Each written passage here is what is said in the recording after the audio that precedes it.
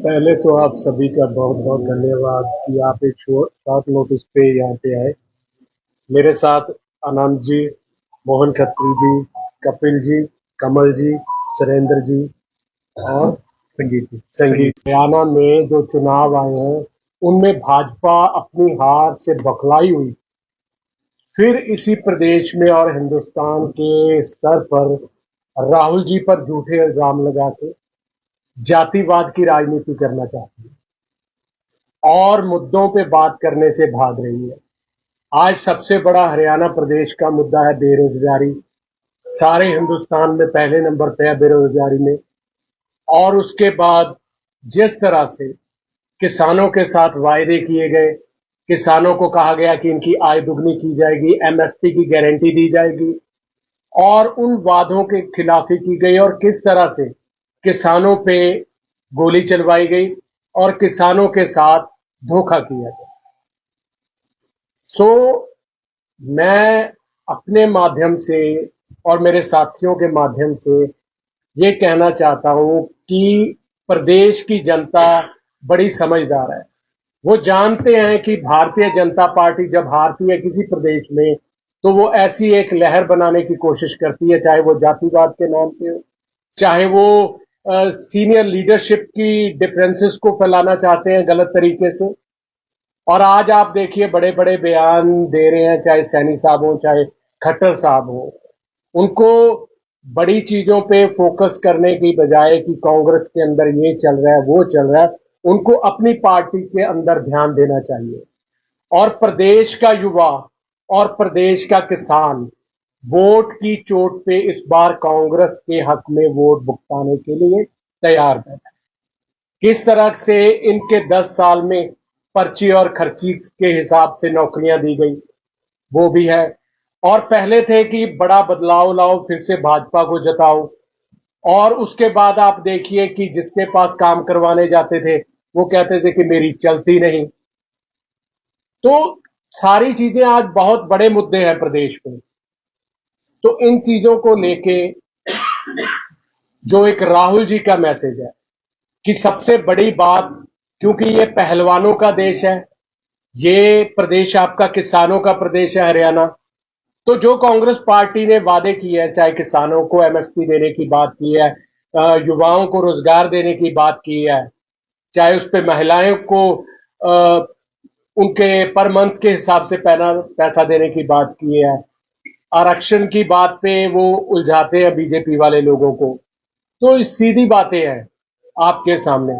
तो मेरा यही था कि प्रदेश की जनता इस बार पूरी तरह से तैयार बैठी है और भाजपा को चलते करने के लिए तैयार बैठी है। जो गवर्नमेंट, जो सरकार ये कहती थी, बहुत बड़ा नारा दिया बेटी पढ़ाओ बेटी बचाओ का, उनके खुद के प्रदेश में क्या हुआ? पहलवानों को जिस तरह से घड़ीसा गया सड़कों पे, उनकी इज्जत को रौंदा गया।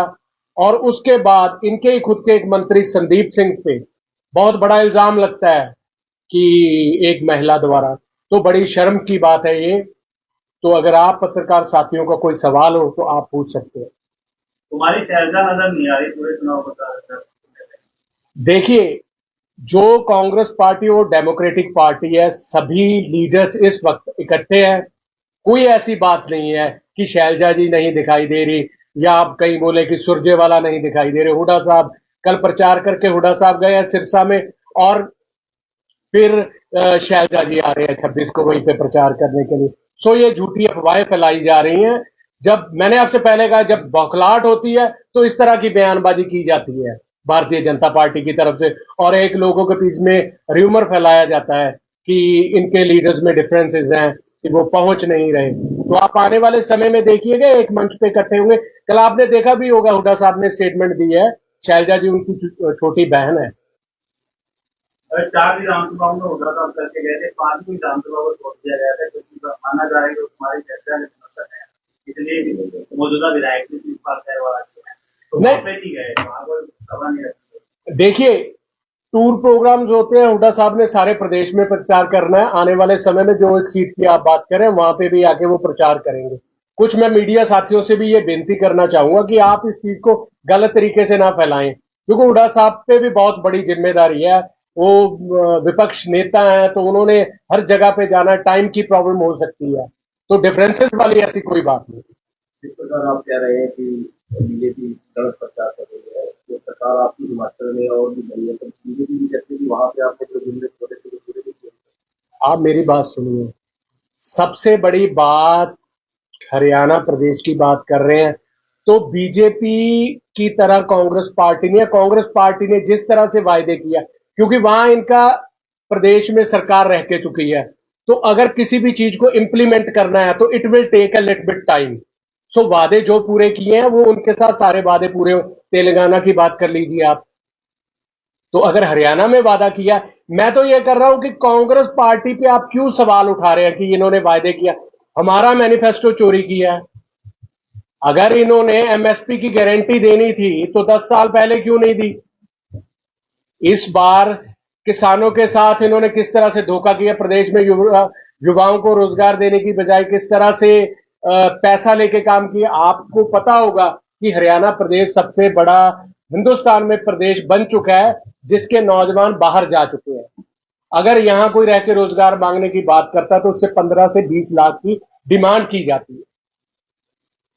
जैसा बात आपकी पार्टी करती है कि सुरक्षित कार्यकर्ता को भी टिकट, क्या 14 उम्मीदवारों ने फॉर्म भरे थे, क्या वो काबिल नहीं थे क्या कांग्रेस टिकट के चुनाव? नहीं, देखिए, कांग्रेस पार्टी की एक प्रतिक्रिया होती है जिसकी टॉप लेवल पे राहुल जी खुद मॉनिटरिंग करते हैं, तो ग्राउंड लेवल से सर्वे होके जाते हैं सारे, तो जिसमें सबसे बड़ी बात यह कि लोकतांत्रिक पार्टी है, सभी बंदे अप्लाई कर सकते हैं, और जिसका सर्वे में नाम आएगा ये तो हाईकमांड का देखने वाला विषय है, जिसके बारे तो सवाल ये पहले तो पार्टी में शामिल हुआ था, उसको उसके बाद में नाराजगी अभी तक बड़े नेताओं को।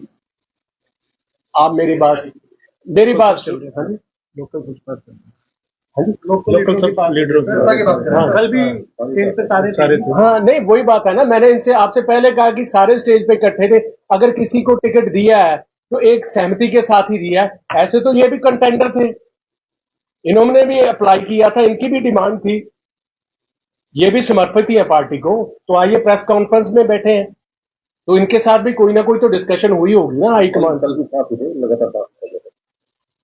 तो सर जो प्रोपेगेंडा की राजनीति आप बता रहे हैं उत्तर प्रदेश में, कैसे निकलेंगे उससे, कैसे लोगों को बचाएंगे? नहीं, देखिए, लोग समझदार हैं, लोग इस वक्त इन बातों से ऊपर उठ चुके हैं। जिस तरह से राहुल गांधी जी ने भारत जोड़ो यात्रा शुरू की, सारे समुदायों को इकट्ठे लेके उनको साथ लेके चले हैं, और उसी तरह से प्रदेश की जनता भी समझती है कि ये भारतीय जनता पार्टी का एक प्रोपेगेंडा होता है कि दलित को नहीं दिया, उसको नहीं दिया टिकट, हुड्डा साहब ने वहां ज्यादा अपने कार्यकाल में काम करवाए हैं। तो अगर आप मान लीजिए जो टिकट दिए हैं, जिस तरह से वो एक भ्रम फैला रहे हैं कि यहाँ एक जातिवाद की राजनीति को दे रहे हैं शैलजा बहन का नाम लेके, तो सभी थे, बाबरिया साहब है वो किस समाज से आते हैं, उसके बाद हुड्डा साहब है, और दिल्ली में जो कमेटी बनी है, खड़गे साहब है, वो भी एक दलित लीडर है। तो मैं तो भारतीय जनता पार्टी से यही कहना चाहूंगा कि आप मुद्दों पे बात करें।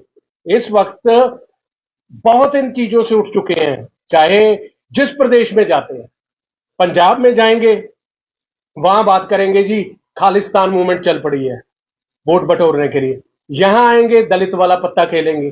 दरअसल जब उनको लगता है कि उनके पैरों तले से जमीन खिसक रही है, उनको लग रहा है कि हम लोग इलेक्शन सफा सट है इस बार हमारा, कांग्रेस की निश्चित अंधेरी चल रही है यहाँ सारे प्रदेश में, तो उनको पता है कि अब ऐसी कोई पत्ता खेलेंगे तो कुछ बन सकता है।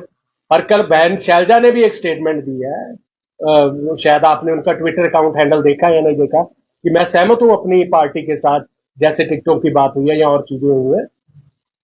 बेनिफिट तो आपने जारी किया, लोगों की एक बड़ी घोषणा है 6,000 हाँ जी, लगता है आपको? बिल्कुल। एक मैंने आपसे पहले भी कहा है कि राहुल गांधी जी ने जब भारत जोड़ो यात्रा शुरू की थी, तो उन्होंने हर एक बंदे को लेके, ये कुछ हरियाणा के बुजुर्ग की बात नहीं है, ये ऑल ओवर, चाहे महाराष्ट्र की बात हो, चाहे हिमाचल की आपने पहले सवाल किया, और चाहे पंजाब में बात किया कि आने वाले टाइम में, तो उस तरह से उन्होंने समझा है कि प्रॉब्लम्स क्या हैं, तो उन चीजों को लेके चले। अगर सबसे बड़ा सवाल पहले ये भी होता था मोदी साहब का, जैसे कांग्रेस पार्टी ने सेंटर में किया था कि हम लोग इतना कर्जा माफ कर देंगे किसानों का, तो उनका सबसे बड़ा सवाल था कि आप कैसे करोगे, आपने पहले क्यों नहीं किया, कैसे करोगे? तो उस सवाल का जवाब ये था कि जो आप अडानी अंबानियों का कर्जा माफ करते हो उसको माफ नहीं करेंगे, वो आम आदमी का कर्जा माफ करेंगे। उसी प्रोसेस में जिस तरह से बड़े लोगों को फायदे दिए गए, प्रदेश में लूटा गया हरियाणा प्रदेश को, उसी तरह से जो उनके एक्सपेंसिव होते हैं, जैसे मैं कह सकता हूं, उनको निकाल के पूरी तरह से प्लानिंग के साथ हुआ। ये कोई मोदी जी का तरह जुमला नहीं है। जो भी जुमले का शिकार नहीं होना चाहते, बीजेपी ने भी बोला था कि बड़ी लाइसेंस देंगे, लेकिन वो 250 तो हर साल कराते थे। तो ये आप 3 से 6 करने के लिए आते नहीं, 500 रुपये से जाएगी। जो वादा कांग्रेस पार्टी ने किया है वो वादा ऐसे ही फुलफिल होगा। मैंने आपसे कहा है कि प्रदेश के लोग समझ चुके हैं, हिंदुस्तान के लोग समझ चुके हैं। जो 400 पार सीट का नारा देते थे, आज उनको कहां लाके खड़ा कर दिया है लोगों ने। तो लोग समझते हैं, चाहे केंद्र में हो चाहे प्रदेश में हो, इनका एक जुमला होता है और उन जुमलों को ये इस बार मुंह तोड़ जवाब देंगे इन सबको। आप हरियाणा में कितनी सीटें जीतने सकते हैं? हाँ, कांग्रेस को पूर्ण बहुमत होगा, 60 plus. It should be between 60 to 65 seats. जो सर्वे आ रहा है हाँ जी, जो सर्वे है, प्रॉपर सर्वे है। और आने वाले दिनों में तो बड़े चेहरे सत्ता में देखने को मिलेंगे। हाँ जी, आने वाले समय में शायद हो सकता है कि राहुल जी यहाँ जिस तरह से एक यात्रा हुड्डा साहब ने निकाली है, उस तरह से कोई हो, वो जो भी प्लान्स होंगे वो आपको सभी को मिल जाएंगे। हमारे रहते आप बेरोजगार क्यों हैं? सरकारी नौकरी की सबसे अच्छी तैयारी, सबसे अच्छे अध्यापक, सबसे कम फीस, हरियाणा का नंबर 1 कोचिंग सेंटर ICS। संजीवनी अस्पताल, बाल एवं शिशु रोग, general surgery, plastic surgery, neuro surgery, नेत्र रोग, फिजियोथेरेपी, स्त्री एवं प्रस्तुति रोग, हृदय एवं शुगर रोग, हड्डी एवं जोड़ रोग, कार्डियोलॉजी, दंत रोग, इमरजेंसी चिकित्सक सुविधाओं में एक भरोसेमंद नाम है। ICU, NICU, cath lab, hair transplant, private कमरे, urology, CT scan, laparoscopy, accident, trauma, heart attack, जले का इलाज, डायलिसिस की सुविधाएं उपलब्ध हैं। सभी मरीजों को खाना फ्री दिया जाता है। आयुष्मान भारत हरियाणा सरकार और रिटायर्ड फौजी भाइयों के इलाज, इंश्योरेंस और TPA पैनल पर सभी सुविधाएं उपलब्ध। पूछताछ मोबाइल नंबर 7027566691